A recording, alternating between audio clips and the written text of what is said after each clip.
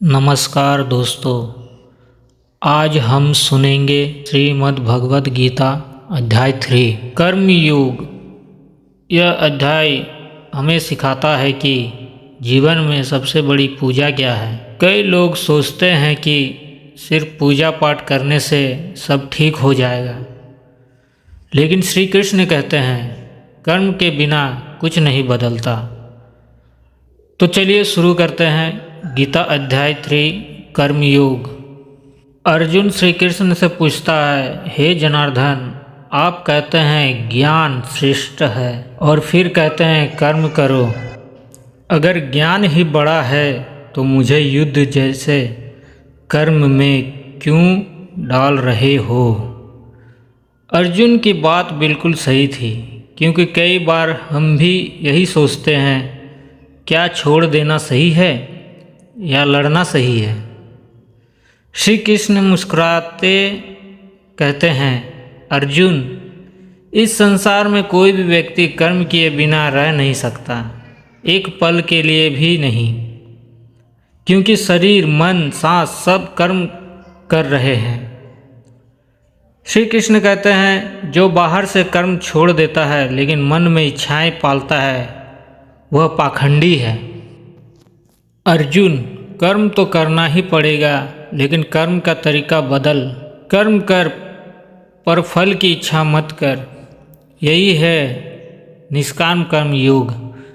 जब इंसान अपना काम ईमानदारी से करता है और परिणाम भगवान पर छोड़ देता है, तब वह दुख से बच जाता है। कृष्ण कहते हैं, यह संसार यज्ञ के लिए बना है। यज्ञ का मतलब केवल हवन पूजा नहीं, यज्ञ का मतलब है दूसरों के भले के लिए कर्म करना। जो केवल अपने लिए जीता है वह पाप खाता है, और जो समाज के लिए करता है वह पुण्य पाता है। श्री कृष्ण कहते हैं, अर्जुन, राजा जनक जैसे महान लोग कर्म करते हुए भी मोक्ष को प्राप्त हुए। इसलिए सिर्फ जंगल जाना ही त्याग नहीं, कर्तव्य निभाते हुए भी त्याग किया जा सकता है। श्री कृष्ण समझाते हैं, अगर मैं भी कर्म छोड़ दूं तो यह संसार बिगड़ जाएगा, लोग गलत रास्ते पर चल पड़ेंगे। इसलिए महान व्यक्ति का कर्म दूसरों के लिए उदाहरण बनाता है। श्री कृष्ण अर्जुन को सबसे खतरनाक बात बताते हैं। अर्जुन, मनुष्य का सबसे बड़ा शत्रु है, और जब इच्छा पूरी नहीं होती तो वही बन जाती है क्रोध। क्रोध से इंसान अपना विवेक खो देता है और फिर गलत कर्म कर बैठता है। श्री कृष्ण कहते हैं, यह काम ही मनुष्य को पाप की तरफ ले जाता है। इंद्रिया शरीर से श्रेष्ठ है, मन की इंद्रिया से श्रेष्ठ है, बुद्धि मन से श्रेष्ठ है, और आत्मा बुद्धि से भी ऊपर है।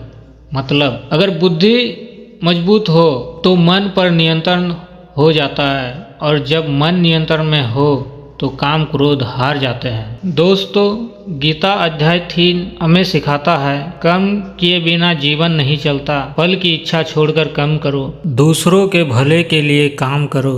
काम और क्रोध सबसे बड़े दुश्मन हैं। मन और बुद्धि को मजबूत बनाओ। अगर आपको यह गीता अध्याय 3 कर्म योग पसंद आया तो वीडियो को लाइक करें और चैनल को सब्सक्राइब करें।